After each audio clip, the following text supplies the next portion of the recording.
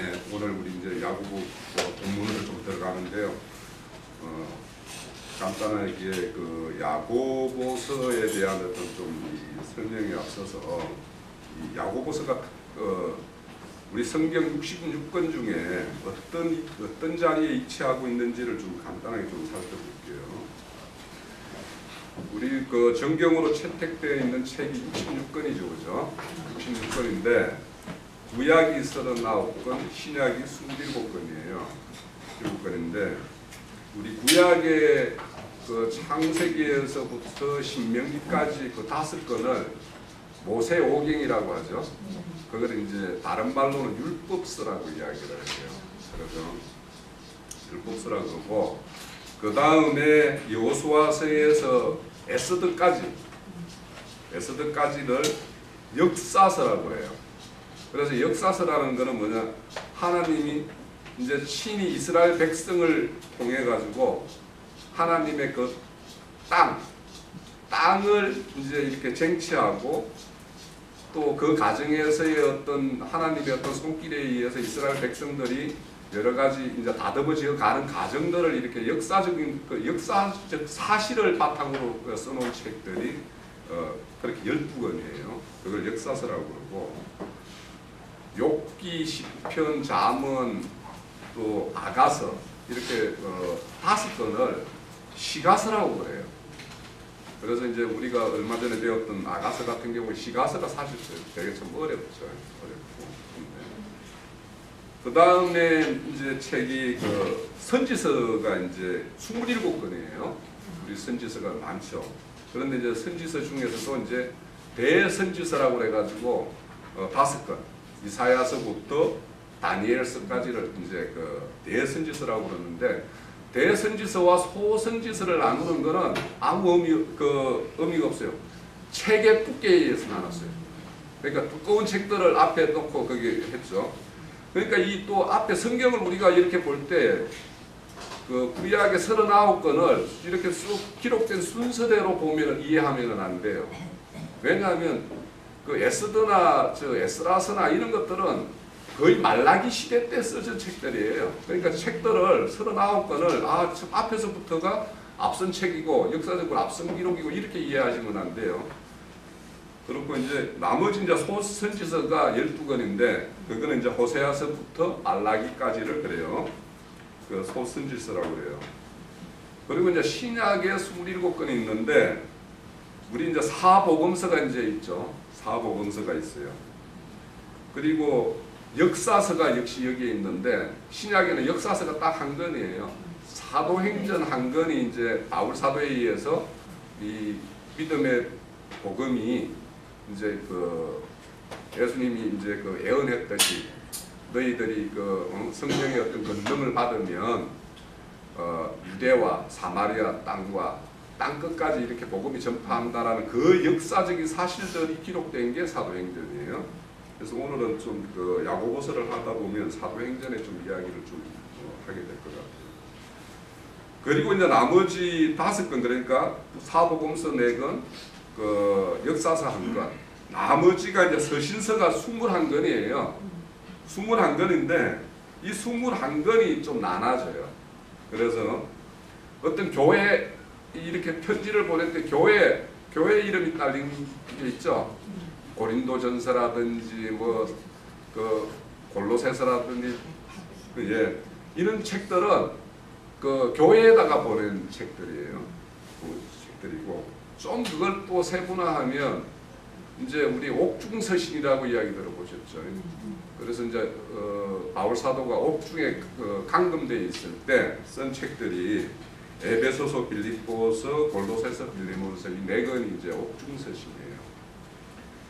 그리고 또 하나가 목회서신이라고 이제 바울 사도가 뭔가를 이제 목회 지역 그 에베소 교회에는 디모데를 보냈죠. 그리고 그레데 섬에는 뭐냐면 디도를 보냈어요, 그죠? 디도에게 이제 남겨가지고 장로들을 세우고 그 교회를 이렇게 세우도록 하는 어떤 그런 게요. 그래서 이제 디모데 전후서하고 디도서 이 3권을 그 목회서신이라고 그러고 이제 가장 많은 책이 뭐냐면 공동서신이라고 그래요. 그래서 히브리서부터 그 끝까지 그 계시록 앞선 유다서까지를 이거는 누군가에게 어떤 개인에게 보내는 것도 아니고 또 어떤 교회에 보내는 것도 아니고 대부분 이제 흩어진 그 유대파 그리스도인들에게 대부분 보내는 편지가 많은데 그들에게 이제 보낸 거죠. 그래서 이제 이 야고보서가 이 공동서신에 들어가요. 그래서 어떤 공동서신이라고 그러면 어떤 시대와 어떤 지역적인 공간적인 이런 것들을 다 뛰어넘는 내용들로 구성되어 있어요. 그래서 대부분의 교회에 보낸 편지들은 그 교회에 뭔가를 이렇게 바울 사도가 건면하기 위해서라든지 이렇게 바르게 하기 위해서 편지를 쓴 뭔가 그 교회에 문제가 생겨가지고 보낸 편지들이 많은데 이 공동서신은 그런 것이 아니라 전체적으로 이제 보낸 건데 대부분은 그 시대 때 흩어진 12지파나 흩어진 그 그리스도인들이 이 핍박을 당해서 이렇게 흩어졌기 때문에 이 위로 차원 그리고 그런 어려운 가운데에서도 믿음을 지키기 위해서 격려하고 이렇게 서로의 어떤 믿음의 어떤 것을 이렇게 격려해서 그들을 다시 세우기 하기 위한 이런 편지들이에요. 그리고 이제 나머지 하나가 이제 애언서 우리 요한계시록이 있죠. 이렇게 있어요.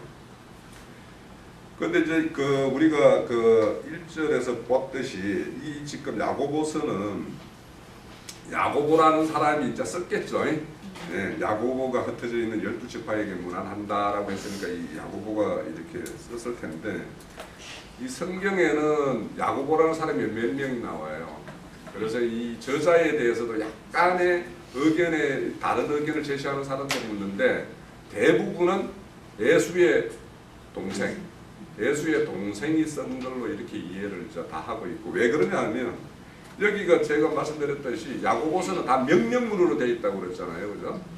이 야고보 그 혈통적으로 예수의 이제 동생으로 말하는 이 야고보 형제가 예루살렘 교회의 가장 큰 어른이었어요. 그 당시에. 그래서 뭐 어떤 걸로 그렇게 됐는지 모르겠지만 그 사도행전 15장에 보면 예루살렘 총회가 제1회 총회가 열릴 때 그때 의장이 누구였냐면 이 야고보 형제였어요. 그래서 이 그런 어떤 지위적인 것이 가지고 있었기 때문에 이 야고보서에 편지를 보낼 때 뭐 해라 막 이런 식으로 그런 어떤 이치적인 것이 있었기 때문에 그렇게 한 것 같고 그래서 이제 그렇게 이해를 하는데 이제 첫 번째 그 야고보는 이 세베대의 아들 야고보 있죠. 요한과 형제. 이 형제는 예수님 따라다니면서 그 세베대 그 아내 되는 사람들이 내 아들 둘이를 예수님이 어디에 이렇게 뭐 이 세상 왕처럼 이 왕위에 오를 때에는 좀 자의정 위정 좀 이렇게 앉혀주세요라고 이렇게 이야기했던 그 요한과 야고보예요. 그래서 이제 이들이 그 두 형제가 성질이 급했는지 예수님께서 이제 이렇게 별명을 지어줬죠. 별명을 지어줬는데 그 우리의 아들이라고 그러니까 보아느게라고 그 뜻이 이제 우리의 아들이라는 뜻인데 성질이 굉장히 급했던 것 같아요. 근데 뭐 베드로 형제보다 더 급한 건가는 모르겠는데 여하튼 그렇게 예수님이 이렇게 별명을 지어준 걸로 보면 뭔가가 있었겠죠. 그래서 그 야고보 형제하고 요한의 형제가 예수님의 큰 사랑을 받았던 것 같기는 해요. 왜냐하면 항상 그 예수님이 어딘가에 큰 일이 앞두고 어딘가에 갔을 때는 늘 함께 했던 사람이 베드로, 요한, 야고보였거든요.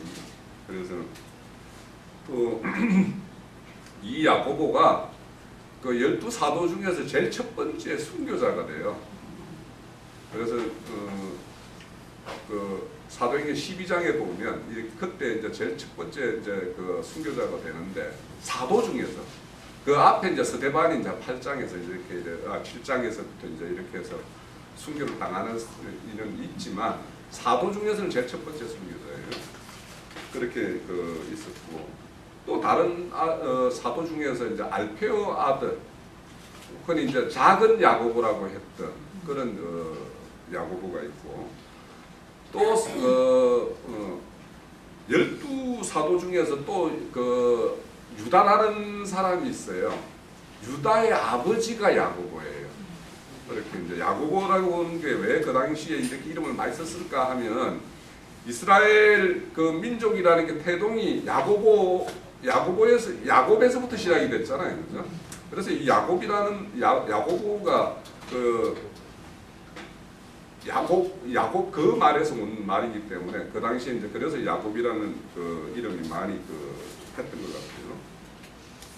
그런데 이제 우리가 이 야고보서는 예수의 그 동생 야고보가 이제 이렇게 썼다라고 이제 이해를 하고 있는데 이 야고보에 대해서 우리가 성경에서 이렇게 좀 찾아보면 우선 우리가 얼마 전에 봤던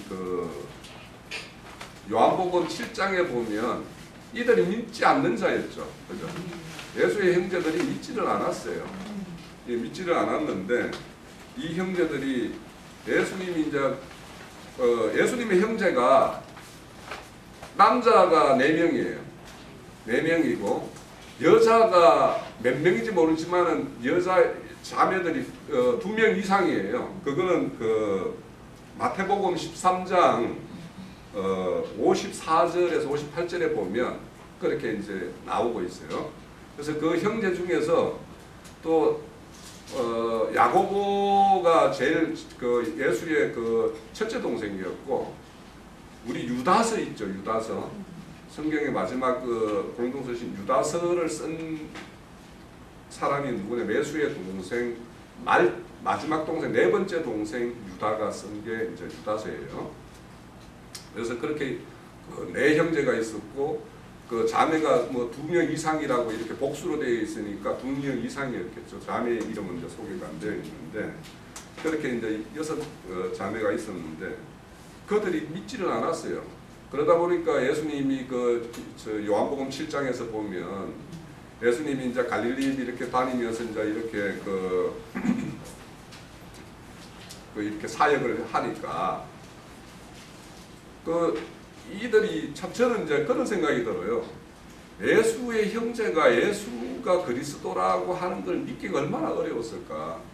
왜냐하면 어렸을 때부터 같이 크고 낳고 자랐잖아요, 그죠?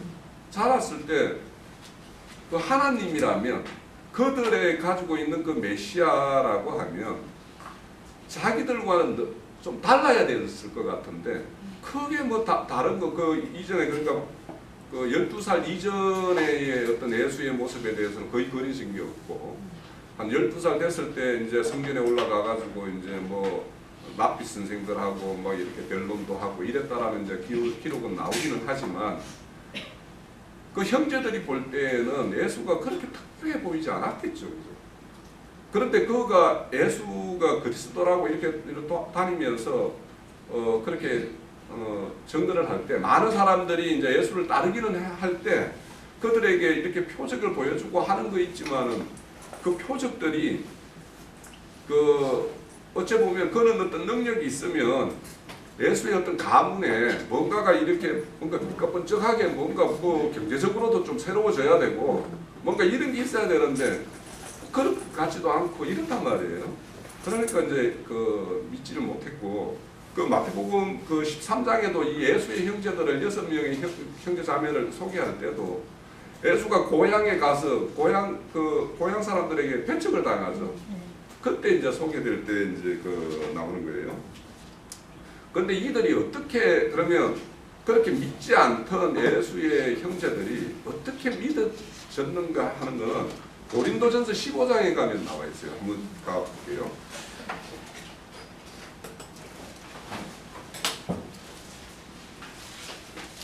그러니까 이 예수가 십자가에 죽어서 다시 살아났던 사건들이 얼마나 큰 사건이었는가를 이렇게 믿지 않는 자들이 그냥 한순간에 돌아서는 어떤 사건이 고린도전서에 나와 있어요.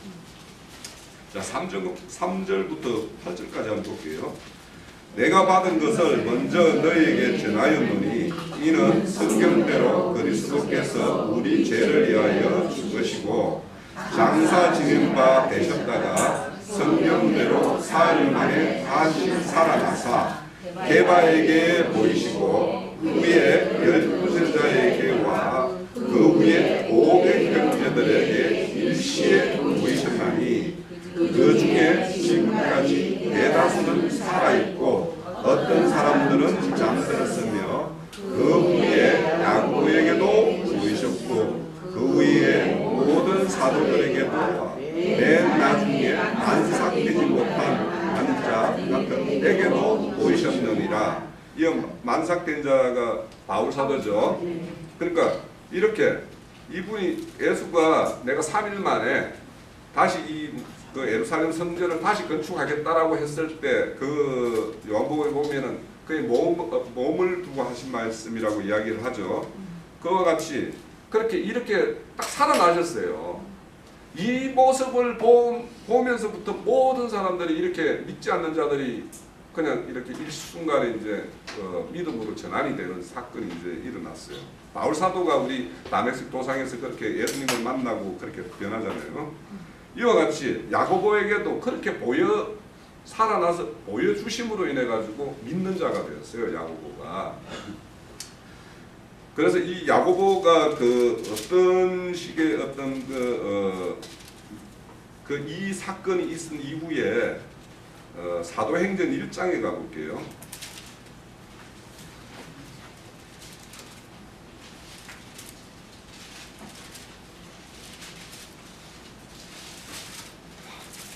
사도행전 1장 12절.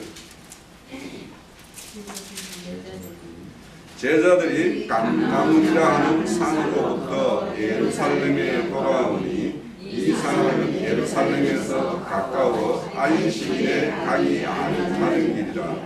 들어가 그들이 이와는 바락강으로 올라가니 베드로, 요한, 야고보, 안드레, 빌립, 도마, 바솔로메, 셀롯의 시몬, 야고보의 아들 유다가 거기 있어 여자들과 예수의 어머니 마리아와 예수의 아우들과 더불어 마음을 같이하여 오로지 그의 힘쓰더라. 이렇게요. 그러니까 이 믿지 않는 예수의 형제들이 어머니를 비롯해서 그 예수의 어머니와 형제들이 예수를 찾아왔을 때 예수님 보고 예수님의 어머니와 형제가 문 앞에 와서 기다리고 있습니다라고 하니까 누가 내 형제요 자매인가라고 이렇게 말씀하죠. 그때까지만 해도 안 믿지 않았단 말이에요. 그죠? 그런데 지금 이렇게 살아나신 그 예수 그리스도를 봄으로 인해 가지고 이 모든 그 예수의 형제들이 믿음으로 회복이 되었어요. 그러니까 예수가 평소 때 우리도 그렇죠. 집안에서 사실 그 평소 믿지 않는 형제들이 있고 뭐 이렇게 가족이 있으면 참 우리가 수시로 이렇게 증거를 하잖아요, 그죠? 그런데 우리가 만약에 그렇게 하다가 이렇게 죽었다가 다시 살아나는 어떤 그런 기적들이 그 형제들 눈에 보이면 그분들도 변할 것 같은데, 그죠?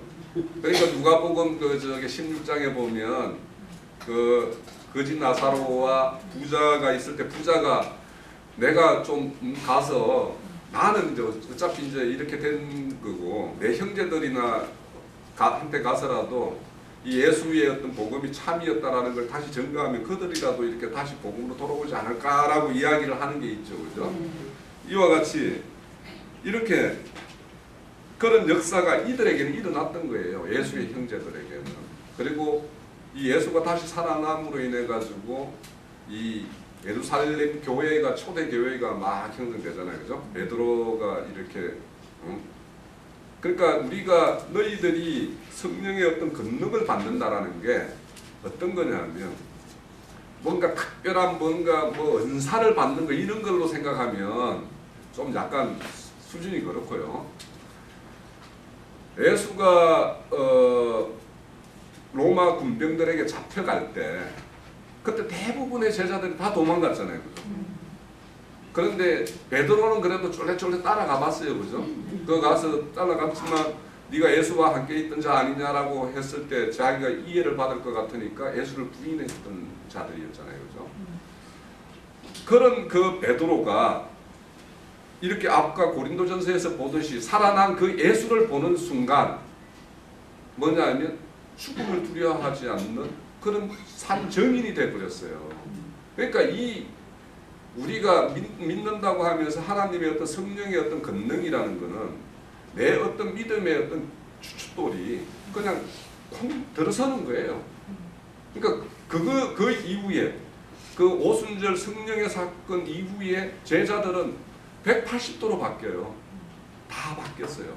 그전에는 예수가 그리스도인가 뭐 믿는 나 3일 만에 살아난다라고 말해도 믿지 않았잖아요. 예수 제자들이 믿지 않았던 그 제자들이 진짜 살아난 그 예수를 보는 순간에 아 당신께서 살아계실 때 우리와 함께 하면서 그렇게 말씀하셨던 것들이 이게 모든 것이 그냥 우리는 그냥 피상적으로 들었고 그냥 이부 따라가면은 뭔가 제자들이 뭔가 또 어떤 사람들이 동조도 하는 사람도 있고 이러니까 뭐 이렇게 어찌 보면 따랐을 수도 있는데 그들의 어떤 참 복음이 참 믿음이 이런 성령의 어떤 그런 역사에 의해서 하나님이 살아계신다는 그걸 본 그 이후부터 확 바뀐단 말이에요.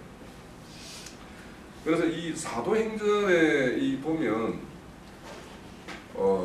예수님이 돌아가신 그 AD 33년에 산헤드린 공회가 4번이 열려요. 한 해 동안에. 왜 그러냐면 첫 번째 산헤드린 공회는 예수님을 죽이는 재판을 했던 게 제1차 산헤드린 공회예요. 그리고 예수님이 돌아가신 다음에 3일 만에 부활해가지고 그분이 살아나서 모든 제자들을 만나고 이렇게 하면서 제자들에 의해서 그 오순절 사건에 의해서 복음이 확 퍼져나가니까 산헤드린 공회에서 이게 이제 큰일 난 거예요. 왜냐하면 특히 뭐냐면 산헤드린 공회는 어떤 사람은 구성되어 있냐면 사두개인이 제사장이잖아요. 제사장 계열이잖아요. 그 사두개인을 중심으로 해서 그 당시에 이제 그 일반 유대 백성들에게 존경받던 사람들이 누구냐면 하시딤들이에요. 그 바리새파들이에요. 그러면 그 산헤드린 공회에서는 사실 사두개인과 바리새파는 서로 이렇게 상극임에도 불구하고 그 산헤드린 공회에서 재판 과정에서는 항상 똑같은 결론을 내요. 그래서 그 사두개인들과 바리새파 하시딤의 어떤 그 존경받는 사람들과 율법사들이 이제 랍비들이죠. 이 사람들에 의해서 이제 그 구성이 되어 있어요. 그 사람들이. 근데 이 사람들이 실질적으로 예루살렘의 성 안에서의 가장 큰 기득권 세력들이에요. 이 사람들이 먼저 했던 일이 뭐냐면 그 이방인의 뜰이 있죠. 그러니까 예수님이 성전에 올라갔을 때 성전을 장사하는 집 도둑 소굴이 만들어졌다라고 이야기하면서 성전 청소를 하잖아요. 그때 그게 어떤 일이었냐면 이방인의 뜰을 이방인도 와가지고 거기서 이제 뭐 말씀도 듣고 기도도 하고 할 수 있는 어떤 그런 걸 할 수 있는 건데 이 기득권 세력들이 그 길을 뭘로 만들었냐면 한전소. 왜 한전소냐면 그 당시에 가장 그 경제력이 있는 사람들은 예루살렘 거기에 팔레스타인 그 인근에 사는 사람들이 아니었어요. 그 디아스포라라고 그래가지고 유대인들 중에서 멀리 흩어진 사람들이 그 땅에 가서 이렇게 정착하면서 어떤 경제의 어떤 그 소득을 가지고 있는 중상층 이상의 어떤 계층들을 이루어진 거예요. 그럼 이 사람들이 예루살렘에 와가지고 자기들이 어떤 기거할 거나 아니면 이제 돈을 가져와서 이 성전은 돈으로 바꿔야 되잖아요. 그래서 그 이방인 뜰을 한전소와 또 재물들, 제사 재물들을 이렇게 와가지고 살 수 있게끔 그러니까 이 제사 재물들을 쇼핑할 수 있는 그 거리로 만들어 버린 거예요. 그 이방인들을 와서 이렇게 할 수 있는 거리를. 그러니까 이들에게는 그렇게 그 삼절기 때 예루살렘 성을 찾아오는 그런 흩어진 유대인들이 이들의 그 경제적 든든한 후원의 어떤 그런 돈줄인 거예요. 그래서 이제 그들에게 그렇게 해서 이제 이 돈을 이렇게 그 가진 그 사람들이 결국에는 그 당시 이제 로마의 지배를 받으니까 로마 총독에게 이 사람들이 이제 뒷돈, 또 총독들의 뒷돈을 대주는 사람들이 이 사내들인 공예를 이루는 사람들이에요. 그러니까 그 자기의 기득권을 로마로부터도 인정받고 또 성전에 어떤 들어오는 사람들로부터 그 세금 비슷하게 받는 그 돈으로 자기 어떤 그런 것들을 행정을 할 수 있고 자기들의 어떤 부를 누릴 수 있게끔 하기 위해서는 그런 어떤 변칙을 쓰게 된 거예요. 이렇게 됐었는데 이제 이 오순절 사건에 의해서 이제 그 성령이 임함으로 인해 가지고 제자들이 확 변해 버렸어요. 이제 겁 없는 거예요. 뭐 죽어도 좋다라는 어떤 그런 자세로 이렇게 하는데 그래서 이제 제2공예가 사내들인 공예가 자기들 그러니까 기득권을 유지하는 재판을 한 것이 사내들인 공예예요. 근데 두 번째 공예가 언제 열리느냐 하면 바로 오순절 사건 이후에 그 많은 사람들이 이 초대 교회라는 모임이 이게 눈덩이처럼 커지는 거예요. 이게 뭐 베드로 사도가 그 오순절 설교하니까 3,000명이 돌아왔다 그러잖아요. 3,000명이 돌아왔고 그래가지고 이게 또 뭐냐 증거하는 내용이 그 전에는 뭐 다른 어떤 이런 가르침이 일반적인 가르침이었다면 예수가 다시 살아났다라는 이 부활을 강조하는 거예요. 그러니까 거기 사내들인 공예의 주 세력은 그 몇 개로 구성되어 있지만 제사장 계열인 사두개파들이 이제 주 거석이란 말이에요. 그럼 사두개인들은 부활을 안 믿잖아요. 그런데 제자들이 막 이 예수를 이렇게 그 다시 살아났다라고 이렇게 막 증거를 하니까 사두개인들이 그냥 이제 정면에 나서는 거예요. 그래서 이제 사두개인들이 그 살아났다라는 증거를 하는 걸 그걸 못하게 하려고 막 그 예수가 저기 무덤에서 했다라고 그 없어진 걸 그걸 막 입막음하기 위해서 예수 그 거짓 증인들을 앞세우고 막 이렇게 하잖아요. 거짓 증인 그러니까 그 시대 때에도 이 여론을 조작하기 위해서 그런 어떤 거짓 증인들을 세워서 막 이 예수가 살아난 것이 아니다라고 막 이렇게 했던 것처럼 그렇게 했어요. 그렇게 해서 이제 2차 그 사내들인 공예가 열리는데 그때 이제 그 사도행전 3장에 가면 큰 사건이 하나 일어나요. 어떤 사건이 일어나냐 하면 그 예루살렘 성전에 솔로몬 그 행각에 올라가는데 그 거린 하나가 늘 와가지고 뭔가를 얻어먹기도 하고 이렇게 이 불구이면서 그 거린이 한 사람이 있는데 이 베드로가 그냥 내가 너희에게 줄 거는 그 재물은 없고 예수 그리스도 이름으로 그 명하에 너 일어나 걸어라 이렇게 해가지고 그 사람이 그냥 벌떡 일어나 사건이 일어난 거예요. 근데 이게 얼마나 큰 사건이냐면 예루살렘 성에 올라가는 사람마다 그 사람을 보지 않은 사람이 없어요. 근데 그 사람이 그 전까지만 해도 솔로몬 행각 들어가는 입구에서 문 앞에서 이렇게 거린의 행세를 했던 사람이 이 사람이 이제 정인이 된 거예요. 예수의 어떤 그런 어떤 권능의 어떤 행함에. 그러니까 이제 사람들이 그런 어떤 사건을 통해서 이제 더 이제 이 믿는 자로 돌아서는 것이 많았죠. 그래가지고 이제 이 사내들인 공예가 이제 열리고 2차 공예가 열렸는데 그런데 워낙 그 사람이 이렇게 다시 몸이 멀쩡해지고 완전히 이 행색이 달라진 것들이 이제 그 사람이 이제 정인이 되니까 그걸 부인하고 어떻게 하다 보면 이게 이제 뭐 밀라리는 날 것 같고 하니까 그냥 붙이고 많은 걸로 결론을 냈어요. 그런데 사도행전 4장에 가면 이제 예수의 그런 제자들의 그런 활동에 베드로가 또 막 이렇게 설교하면 또 막 5,000명이 돌아오고 이 사람들이 이제 막 그 당시에는 자기 어떤 소유를 막 팔아가지고 막 그냥 같이 막 먹고 마시고 막 하면서 모이기에 힘쓰고 막 이렇게 하니까 이 초대교회의 그 번창하는 모습이 가히 그 사내들인 공예 입장에서 보면 거의 공포 수준이에요. 그래서 이제 3차 사내들인 공예를 이제 이렇게 열리는데 그때 이제 제자 12명을 다 이제 이렇게 처형을 하려는 어떤 그런 계획을 할 때 그 가말리엘이라는 사람이 제안을 해요. 그 당시에도 뭐냐면 가짜 예수 행세를 했던 사람들이 있단 말이에요. 그 이름이 디댕 사도행전에 보면 그리고 유다라는 사람들이 있고 두 사람이 이렇게 예수의 행색을 하면서 일어났다가 그들이 가짜라는 게 드러나면서 그냥 그게 그 소멸됐단 말이에요.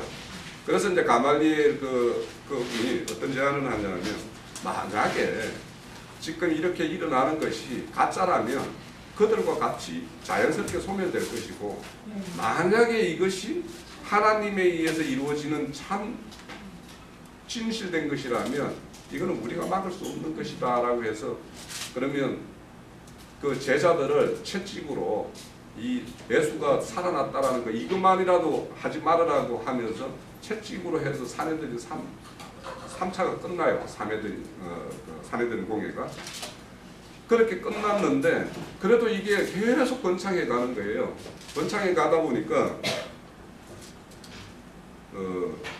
그리스도인 믿는 사람들 내부에서 좀 문제가 생기기 시작했어요. 워낙 사람들이 많이 이제 이렇게 회심해서 돌아오니까 그 첫 번째 문제가 뭐냐면 헬라파 그리스도인과 유대파 유대인 중에서 이제 그 헬라파는 이제 이방인이죠, 그죠? 이방인 중에서 예수를 믿어서 회심한 자들과 유대인들 중에서 이제 그리스도를 믿어서 회심한 자들 이 사이에 갈등이 좀 생기기 시작을 했어요. 그래서 그 이제 첫 번째 그게 이제 사도행전 6장에 보면 헬라파 그 구제 사업을 하는데 헬라파 가부들이 이 그 구제에서 이제 제외되는 사고가 있죠. 그래서 그거를 이제 바르게 하기 위해서 그럴 수 없다라고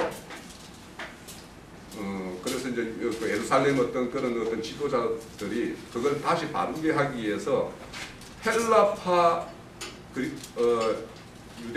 그리스도인을 6명 7집사를 세우죠. 7집사 중에 스데반이 있어요, 그죠?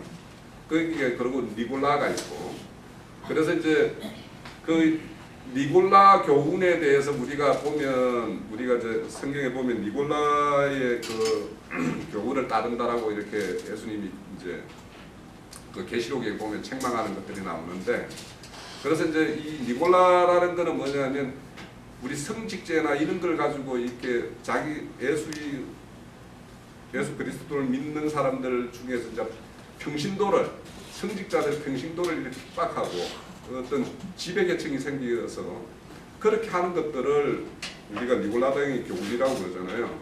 근데 그거를 이제 교묘하게 이 성직제도를 가지고 있는 사람들이 그 니골라당 교훈을 살짝 변개를 시키는 게 뭐냐면 그 7집사 중에 니골라가 있죠. 이 니골라가 이단을 하나 만들어 가지고 그가 이렇게 하는 것을 니골라 그 교훈이다 이렇게 변질을 시키는 사람이 있어요. 우리가 계시록에서는 뭐 니골라 발람의 교훈과 니골라의 당의 교훈이라는 것은 그들이 어떤 성직제도를 계급제도화 시켜가지고 핍박하는 걸 말하는데 그거를 이제 성직제도를 핍박한다고 그러면 이게 지금 이렇게 교회를 이끌고 있는 사람들이 조금 뭐 자기들은 또 그런 것이 약간 비치잖아요. 실질적으로 교회가 뭐 1인 지하, 뭐 만인 지상처럼 한 사람이 막 그냥 이렇게 거의 독단적으로 운영을 하잖아요. 그래서 그거를 이제 자기들이 거기서 피해가기 위해서 7집사 중에 니골라가 그렇게 이단화돼서 그 교훈을 받지 말으라고 하는 것이다 라고 이렇게 이야기를 해요. 그런데 그거는 전혀 사실이 아니죠. 니골라가 이단화됐다라는 것은 어디 성경에 어디에서도 나오지 않아요. 그래서 이제 그렇게 스데반이라는 사람이 이제 그 지혜와 총명이 막 넘쳤다고 그러죠. 그래가지고 이 스데반이 그 사도행전 7장에 보면 아주 유명한 설교를 막 해요. 이제 그러면서 이제 이 결국에는 스데반이 그런 한 거를 재판하기 위해서 열린 게 사내들인 4차 공회예요. 4차 공회에서 스데반을 그냥 죽이기로 돌로 쳐 죽이기로 해서 그걸 집행한 게 바울이죠. 바울 사도였죠. 그렇게 사내들인 공회가 4차가 열려요. 그럼에도 불구하고 이 복음이 그래서 여기 흩어진 우리 그 야고보서 1장에 흩어진 12지파에게 편지한다고 그러죠. 스데반 집사가 죽는 사내들인 4차 공회가 열리고 나서 엄청난 핍박이 오면서 유대인에 대해서, 그러니까 그 정통 유대인에 의해서 그리스도인이 핍박받으면서 바울 사도가 저기 8장에 보면은 모든 사람을 다 잡아들이기 위해서 막 그 샅샅이 집을 뒤지고 막 이렇게 해서 잡아들이기 시작을 했고, 또 이제 흩어져 있는 사람들까지 이제 추적해서 그들을 잡기 위해서 대제사장의 어떤 그 공문 편지를 하나 받아가지고 다메섹에 가다가 이제 예수를 만나는 거잖아요, 그죠? 그때 사도행전 8장에서 이제 본격적으로 흩어지기 시작을 했어요, 그리스도인들이. 근데 실질적으로 이 이스라엘 백성들이 흩어짐의 역사는 사실은 애굽에 들어가는 그 시절부터 사실은 이제 이 아브라함의 후손들은 흩어지는 역사가 그때부터 시작이 됐어요. 이전에도 우리가 지금 그 에레미야 애가를 배우잖아요. 바벨론에 포로 잡혀가가지고 돌아온 사람이 많겠어요? 거기 정착한 사람이 많겠어요? 훨씬 많아요. 1차 그 포로 기한을 했을 때는 4만 몇천 명이 돌아왔어요. 근데 2차 포로에 가면은 몇천 명이 돌아와요. 보면. 그러고는 이제 그 중간에 이제 돌아오지를 않으니까 어떤 사건이 일어나느냐 하면 에스더 사건이 일어나요. 그러니까 이스라엘 백성들이 바벨론에 정착을 해가지고 거기에서 이제 모든 것을 기반을 갖추니까 안 돌아오는 거예요. 안 돌아오니까 수산성에서 그 에스더 사건을 일으켜서 유대인들이 다시 자기 고향을 모국을 생각하고 고향을 생각하게끔 한 사건이 그 에스더 사건이에요. 그 에스더 사건이 있고 난 다음에 이제 3차 기한이 일어나요. 그런 것처럼 이스라엘 백성들은 그때부터 흩어지기 시작했어요, 사실은. 했는데 이제 믿는 그리스도인이 된 사람들이 초대교회가 핍박받아서 흩어지기 시작한 것은 스데반 사건 때부터 이제 흩어지기 시작했어요. 그래서 그 사람들이 흩어지면서, 그러면 이게 복음이 이제 잠잠해져야 되는데, 그 사도행전 8장에 보면 흩어지면서 막 더 복음을 막 정리를 해가지고 결론은 그렇게 해서 생긴 게 뭐냐 하면 바울이 회심을 하고 뭐 이렇게 해가지고 생긴 게 안디옥 교회예요. 그 안디옥 교회가 그냥 이렇게 생긴 게 아니고 이 흩어진 사람들이 거기 가서 해당도 짓고 뭐 이렇게 생각을 하잖아요. 그 유대인들은 해당이라는 게 포로 유수기 때부터 해당이 생겼거든요. 왜냐하면 성전이 없어졌잖아요. 그때 성전이 무너졌으니까 그들끼리 모여서 뭔가를 하나님을 예배를 하든지 뭔가 제사를 지내야 되는데 그게 성전이 없으니까 제사는 못 지내죠. 그러니까 못 지내니까 해당에 모여서 자기들끼리 이렇게 모임을 가지고 성경을 읽고 이렇게 했어요. 그런데 이제 이 사내들인 공예나 이런 것들이 어떻게 생겼냐 하면 그 포로 유수기 때 그들이 이제 그 바벨론에 살다가 돌아올 때 에스라나 이런 사람들 보면은 이 유대 땅에 다시 돌아와서 이 자치권을 상당히 인정을 해줬어요. 자치권을. 그래서 이제 자기들끼리 뭔가 문제가 생기면 자기들 자치적으로 재판도 하고 이렇게 했고.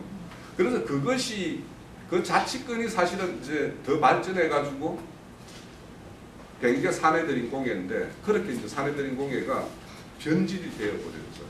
그래서 이제 이런 변질된 이런 것들이 사실은 그런 어떤 재판의 어떤 피해를 직접 받은 사람도 있지만 그렇게 하는 것들을 누군가는 다 봤잖아요, 그들이.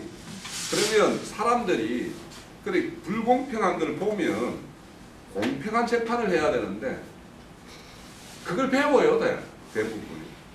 그런 것들을. 일부 그러니까 사람들이. 그러니까 저 야고보서도 뭐냐면 뒤에 가면은 이 부자와 가난한 자를 뭐 이렇게 차별하는 거. 그래서 차별하지 마라 하는 것들. 그러니까 그거는 이제 혈통적 유대인과 이방인들의 어떤 그런 차별도 있지만 그 내부적인 안에서도 이런 차별이 일어나는 거죠. 그래서 이제 그런 어떤 차별을 하지 말라는 것도 이제 이렇게 나오는데 이렇게 흩어졌어요. 이렇게 흩어진 사람들이 그러면 거기에 가서 정착하는 과정에서 그냥 아무 문제 없이 이렇게 정착을 할 수 있냐 하면 유대인들이 생활력이 엄청 강하잖아요. 그죠? 그리고 이 사람들이 이 장사 속이 엄청 좋잖아요. 이건 타고났어요. 이 민족은. 그래서 이 흩어진 민족들이 어딘가에 가가지고 자기들끼리 몇 사람이 모여서 이렇게 하게 되면 그 어떤 상권들을 이 사람들이 몇 년만 지나면 그 상권들을 다 그냥 지배를 하는 거예요. 이 유대인들이. 그러니까 이 33년에 흩어졌고 이 야고보서가 써진 거는 49년 이후라고 해요. 그래서 정확한 연도는 이제 몇 년도에 이 야고보서가 써졌다라고 말은 안 하는, 밝히고 있지는 않는데, 그 야고보 사도가 이 예수의 형제 야고보가 언제 죽나하면은 62년도에 죽어요. 순교를 당해요, 이분도. 그러니까 62년, 그러니까 AD 62년 해서 49년 그 이후에 써졌다라고 이야기하는데, 그러면 이 사람들이 흩어진 걸로 따지면은 33년에 흩어졌으면 한 10몇 년 흘렀죠? 그럼 10몇 년 흘러면 이들이 거기 어딘가에 정착을 하게 되면 그 정착지에서 상당히 일부의 사람들은 상당히 재력가가 돼요. 그래서 그 어떤 그 지역에 원래 있던 그 토착민들한테도 전혀 한정받지 못하는 사람들이 이 유대인들이에요. 로마도 그렇고, 로마도 자기들이 통치를 하는데 이 유대인들은 늘 자기들끼리 모여가지고 뭔가를 막 이렇게 회당에서 모여가지고 뭔가를 하고 있고, 또 뭐 이 사람들이 왜 성찬식을 하잖아요. 그죠? 모이면 예수님을 기념하라고 해가지고 성찬식을 하면 뭐 이거 뭘 갖다 놔놓고 뭐 피와 살을 먹는다고 쌓고 이러니까 이 사람들이 무슨 해괴망측한 짓을 하는가 이렇게 생각을 하는 거예요. 이게 실제예요. 그게. 그래서 아주 유대인들의 모임을 로마인들의 그 어떤 헬라 철학에 점철되어 있는 이 사고로 이 유대인들을 모습을 보면 도저히 이해가 안 되는 집단이에요. 그래서 이들이 가서 이 로마에 가서도 보면은 로마의 62년도인가 그 야고보 형제가 돌아가신 그 이후인데 대하제 사건이 나요. 대하제 사건이 그런데 누가 일으켰는지도 모르는데 그걸 누구에다 덩탱이를 세우냐 하면 유대인들에게 다 덩탱이를 세워버려요. 그래가지고 유대인들이 로마 거기에서 정착지에서 다 쫓겨나는 사고가 일어나요.